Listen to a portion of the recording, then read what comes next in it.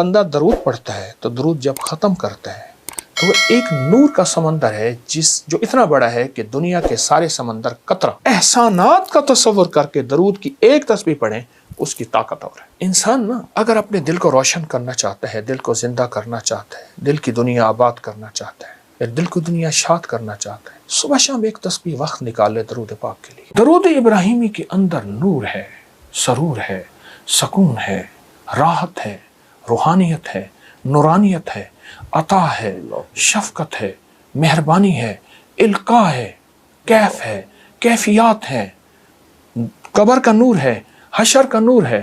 عجیب بات بتاؤ، ہمیں قبر میں جب بندہ جائے گا تو سارے چھوڑ جائیں گے، بھائی نہ تو کام آئے گا، نہ کوئی فرزند، عرصہ نہیں کھل جائے گا جب آنکھ ہوئی بند، وہ کام کرو جس سے خدا ہوئے رضامند، ہوشیار کے ہونا ہے تمہیں خاک کا پیوند۔ اللہ یوم یفر المرء من اخیہ و امہ و ابی و صاحبتہ و بنی، کوئی کام نہیں آئے گا۔ قبر میں رکھ کے اس کو سارے چھوڑ کے چلے جائیں گے، ایک حسین جوان اس کے سرہانے آ کے بیٹھے گا، اور نکیرین کے سوال و جواب، اور ہر لمحے میں اس کا ساتھ، اندھیروں میں روشنی، بھوک میں کھانے، قبر کے بچھونے، سب کا انتظام۔ کہ تو کون ہے؟ سارے مجھے چھوڑ گئے۔ کہا میں وہ درود ہوں جو تو اٹھتے پڑھتا تھا، بیٹھتے پڑھتا تھا، سوتے پڑھتا تھا، جاگتے پڑھتا تھا، تو مجھے نہیں بھولا، میں تجھے نہیں بھولا۔ اللہ اللہ ہر لمحہ۔ اجازت ہو ایک اور چیز بتاؤ؟ جی جی جی۔ علامہ جلال الدین سیوطی رحمۃ اللہ علیہ نے ایک بات لکھی ہے، فرمایا کہ ایک فرشتہ ہے، اس کے اتنے پر ہیں جتنی ساری مخلوق، آسمانوں کی، زمینوں کی، زمین کے نیچے، آسمان کے اوپر، آسمان کے نیچے، سمندر کے نیچے، اربوں خربوں خربوں خربوں مخلوق ہے، اس کے اتنے پر ہیں۔ جب فرمایا بندہ درود پڑھتا ہے تو درود جب ختم کرتا ہے تو وہ ایک نور کا سمندر ہے جو اتنا بڑا ہے کہ دنیا کے سارے سمندر قطرہ اللہ کے علم میں ہے، اس سمندر میں ڈبکی لگاتا ہے۔ جب باہر نکلتا ہے تو پروں کو جھاڑتا ہے، ہر پر سے قطرے گرتے ہیں، ہر قطرے سے فرشتہ بنتا ہے، اور ہر فرشتہ قیامت تک اس کی طرف سے درود پڑھتا رہے گا۔ اللہ اکبر، اللہ اکبر، اس ایک درود کے صدقے۔ یہ میرے کملی والے کے احسانات ہیں۔ اس لیے میرے شیخ فرماتے تھے درود پاک پڑھتے ہوئے میرے آقا کے احسانات کا استحضار ہو کے خیال، اماں کا احسان، باپ کا، معاشرے کا، محسن کا، لیکن جو کملی والے کا احسان ہے وہ کسی کا نہیں ہے۔ احسانات کا تصور کر کے درود کی ایک تسبیح پڑھیں، اس کی طاقت اور ہے۔ اللہ تو اور کیا کیا اس کی برکات ہیں؟ تو درود شریف سے تو آپ نے اتنا ایسا سما باندھ دیا کہ میں چاہ نہیں رہا کہ آپ اس پہ ابھی یہاں پہ رکیں۔ یہ تو اور کیا کیا اس کے کرامات ہیں درود شریف؟ اللہ انسان نا اگر اپنے دل کو روشن کرنا چاہتا ہے، دل کو زندہ کرنا چاہتا ہے، دل کی دنیا آباد کرنا چاہتا ہے، دل کو دنیا شاد کرنا چاہتا ہے، صبح شام ایک تسبیح وقت نکال لے درود پاک کے لیے۔ ضروری وقت نکال لے، اور درود پاک کو توجہ سے پڑھے۔ مختصر درود پڑھ لے۔ چلو سب سے مختصر درود ہے صلی اللہ علیہ وسلم، سب سے مختصر درود ہے صلی علی محمد، صلی اللہ محمد۔ یہ بھی مختصر درود ہے۔ کوئی درود پاک مختصر کر لے۔ میں ایک عمل بتاتا ہوں آپ کو، وہ ہے کہ بعض اوقات نا انسان کی کچھ خطائیں ایسی ہوتی ہیں جن کی وجہ سے اس کی عبادتیں اس کے منہ پہ مار دی جاتی ہیں۔ ایک درویش تھے، وہ اپنی ہر نماز کے بعد، اپنی ہر عبادت کے بعد منہ پہ ہاتھ رکھ لیتے تھے۔ حضرت کیوں؟ پر میں میری سب کچھ کہیں میرے منہ پہ نہ مار دیجیے۔ اللہ تو اس قابل نہیں۔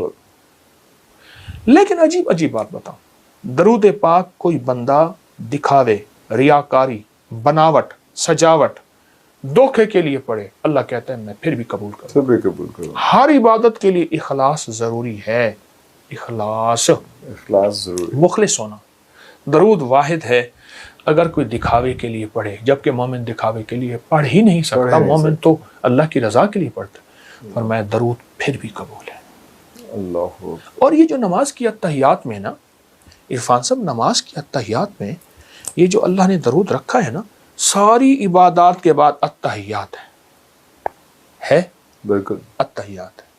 لیکن التحیات سے پہلے آپ یہ دیکھیں، آپ ذرا غور کیجئے گا، التحیات للہ والصلوات والطیبات، بس یہاں تک رک جائیں۔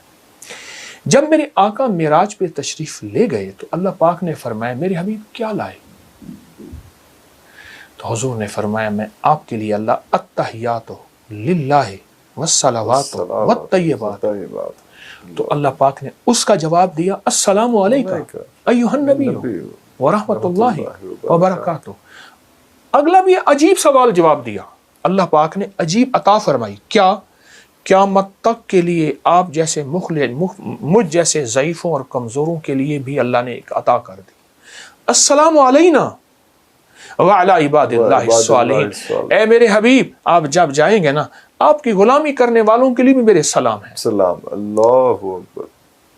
آپ غور کریں۔ اچھا اب اس کے بعد اگلی کہانی اور سچی کہانی، التحیات للہ والصلوات والطیبات والسلام علیک ایھا النبی ورحمۃ اللہ وبرکاتہ والسلام علینا وعلی عباد اللہ الصالحین۔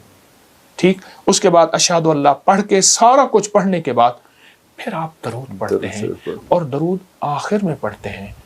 یہ اس بات کی بنیاد ہے کہ ساری عبادتوں پہ قبولیت کی مہر لگتی ہے، اللہ، اور وہ میرے آقا کملی والی کی نسبت کے بغیر نہیں لگ سکتی، نسبت مصطفیٰ چوکٹ مصطفیٰ کے بغیر نہیں لگ سکتی۔ اللہ اللہ۔ اچھا حضرت جی، کچھ ایسے بھی جب لاسٹ ٹائم ہم نے پروگرام کیا تھا تو اس میں کچھ لوگوں کا کہا تھا کہ بات کریں، تاکہ بہت لوگ چاہتے ہیں کہ آپ سے بات کرنا چاہیں، تو ہم نے ایک ویب سائٹ بنائی تھی، ایک ساتھ ایک میسیجز کا ایک سسٹم شروع کیا تھا، اس میں بہت سارے لوگوں نے میسیج کیے۔ ایکیومولیٹو جو ہے کچھ 4 5 6 سوال ہیں جو اگر آپ کی اجازت ہو تو میں آپ سے پوچھ لیتا ہوں، کیونکہ زیادہ مسائل ایک ہی طرح کے۔ ایک تو یہ ہے کہ تسبیح خود سے آپ کی جو ابکری کی جو آپ کی ویب سائٹ ہے وہاں پہ بہت سارے آپ کے بیان ہیں، سارا کچھ ہے، تسبیحات ہیں، تو خود سے کوئی تسبیح مجھے لگ رہا ہے کہ یہ مسئلہ میرا ہے، اور وہاں سے چوز کریں اور چوز کر کے پڑھنا شروع کر دیں، اور ایک وقت میں 3 4 5 تسبیحات کرنے شروع کر دیں، تو کیا یہ مناسب رہے گا؟ خود ہی سے اپنا علاج تجویز کر کے خود ہی سے اس کی پریکٹس شروع کر دیں؟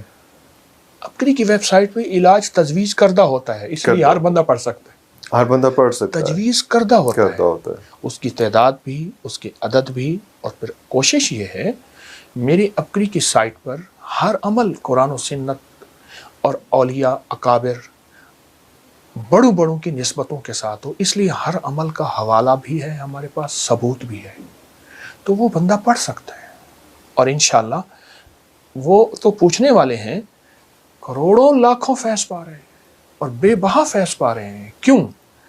ایک بات حقیقت ہے، وہی کا فیض قیامت تک رہے گا، قرآن بھی وہی اور فرمان مصطفیٰ بھی وہی، قیامت تک فیض رہے گا اور رہنا چاہیے۔